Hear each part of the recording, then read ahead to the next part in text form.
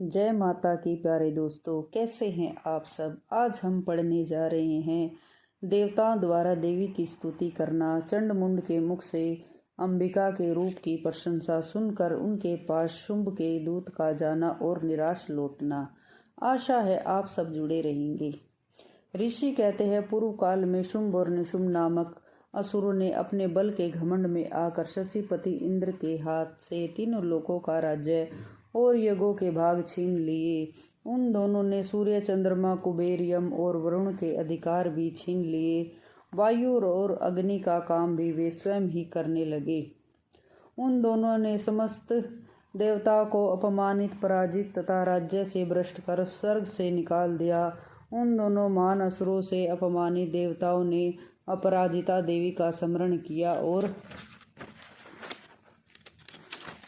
सोचने लगे कि जगदम्बिका ने हमें वरदान दिया था कि आपत्ति काल में स्मरण करने पर वे हमारा तुरंत उद्धार करेंगी। ऐसा विचार कर सभी देवता पर्वतराज हिमालय पर गए और वहां विष्णु, माया, भगवती की स्तुति करने लगे।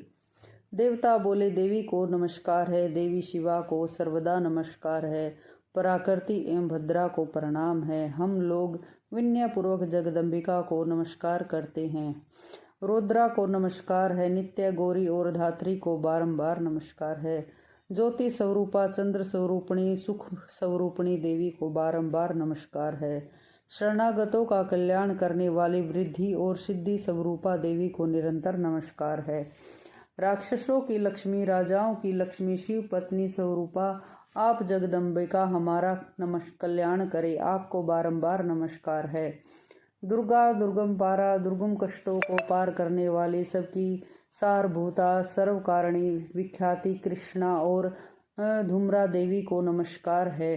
अत्यंत सुंदर और अत्यंत भयंकर रूप देने वाली देवी को बारंबार नमस्कार है, उन्हें हमारा बारंबार प्रणाम है।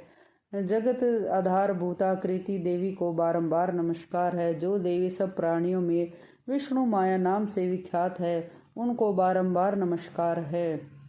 जो देवी सब प्राणियों में चेतना कहलाती है, उनको नमस्कार है, उन्हें बारंबार नमस्कार है। बुद्धि रूप से सब प्राणियों में स्थित देवी को नमस्कार है, उन्हें बारंबार नमस्कार है। जो देवी निद्रा रूप से सब प्राणियों में स्थित है, उनको नमस्कार है, उन्हें बारंबार प्रणाम है।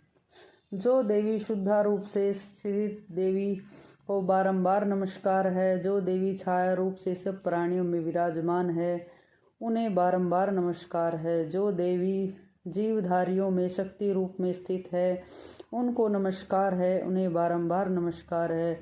जो देवी सब प्राणियों में तृष्णा रूप से स्थित है, उन्हें नमस्कार, उन्हें बारंबार नमस्कार है।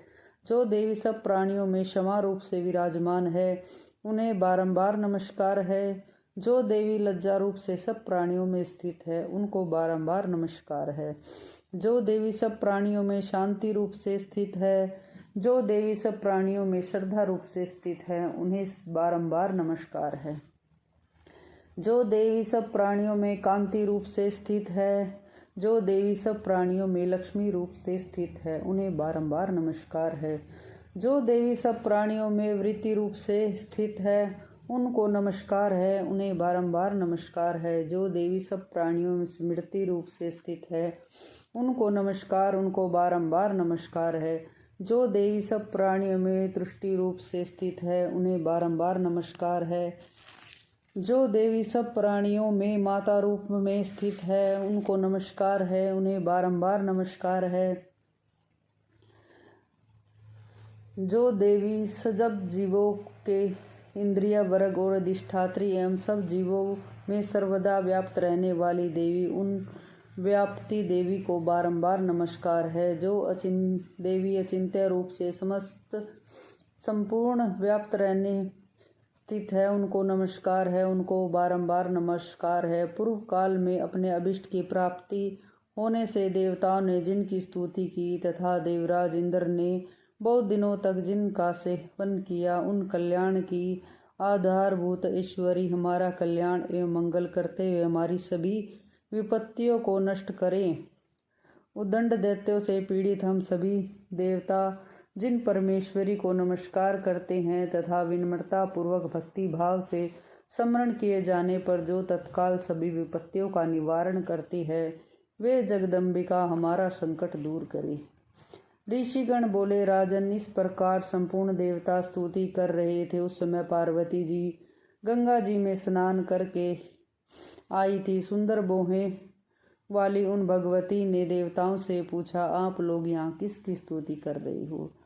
तब उन्हीं के शरीर से प्रकट हुई शिवा देवी बोली, शुंभ और निशुंभ से अपमानित एवं पराजित हुए ये सब देवता मेरी स्तुति कर रहे हैं, क्योंकि पार्वती जी के शरीर कोश से अंबिका प्रकट हुई थी, इसलिए सब लोक में वे कोशकी नाम से विख्यात हुई। कोशकी के प्रकट होने के बाद पार्वती जी का शरीर काले रंग का हो गया था, इसलिए वे हिमालय पर रहने वाली कालिका देवी के नाम से विख्यात हुई। इसके बाद शुंभ और निशुंभ के सेवक चंडमुंड वहां आए और उन्होंने मनोहर रूप धारणी जगदम्बिका को देखा। फिर वे शुंभ के पास जाकर बोले, राजन, एक अत्यंत सुंदर स्त्री अपनी दिव्य कांति से हिमालय को लौकिक कर रही है।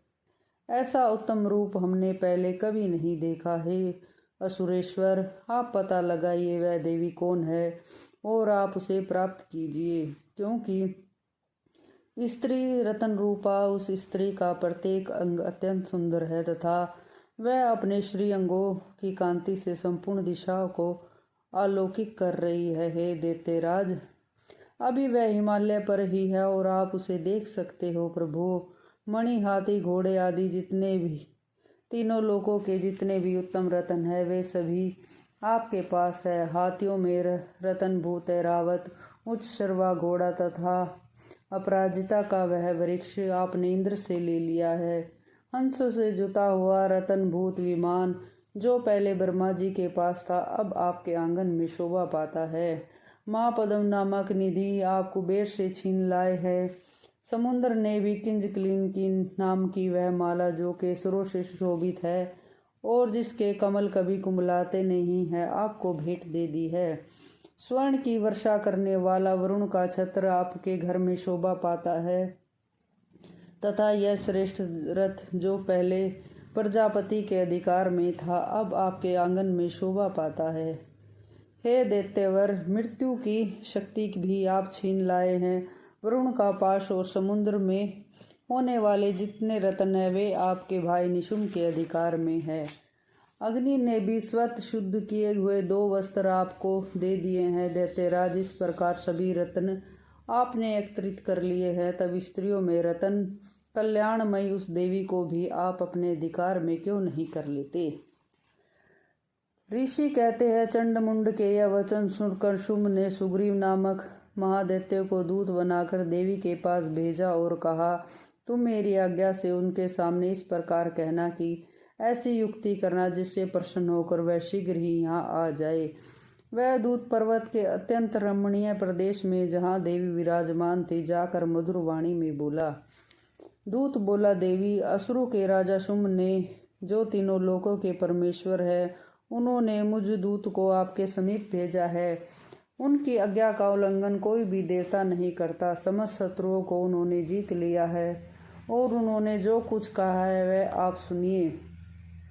तीनों लोक और समस्त देवता मेरे अधीन है। यज्ञों के संपूर्ण भोगों को मैं ही पृथक ग्रहण करता हूँ। तीनों लोकों के उत्तम रत्न हमारे पास है और इंद्र का वाहन ऐरावत भी हमने छीन लिया है। समुद्र मंथन से अश्व रत्न उच्च श्रवा प्रकट हुए थे, वह भी देवताओं ने बड़ी विनय पूर्वक हमें भेंट कर दिए हैं। हे शोभने, इनके अलावा जितने भी रतन देवता गंधर्व और नागों के पास है, वे सभी हमको प्राप्त हो गए हैं। हे देवी, हम तुमको संसार भर की स्त्रियों में रतन समझते हैं, इस कारण तुम भी हमारे पास आ जाओ, क्योंकि रत्नों को भोगने वाले तो केवल हम ही है। हे चंचल नेत्र वाली, आप रतन रूप हो, इस कारण मुझे तथा बलवान मेरे छोटे भ्राता निशुंभ को पाकर सुख को भोगिए। हमको ग्रहण करने से तुम्हारे शील की रक्षा होगी, ऐसा अपनी बुद्धि में विचार कर कर हमारी स्त्री हो जाओ। ऋषि बोले, दूत के मुख से इस प्रकार के वचन सुनकर जिस भगवती दुर्गा ने संपूर्ण संसार को धारण कर रखा है, वह भगवती मुद्रा गंभीर भाव से मुस्कुराती हुई कहने लगी। देवी बोली, दूत, तुमने इस समय जो कुछ भी कहा है वह सब सत्य है, इसमें कुछ भी झूठ नहीं है। शुंभ तीनों लोकों का राजा है और निशुंभ भी उसी के समान है, परंतु इस विषय में मेरी जो प्रतिज्ञा है उसे मैं किस प्रकार झूठी करूं?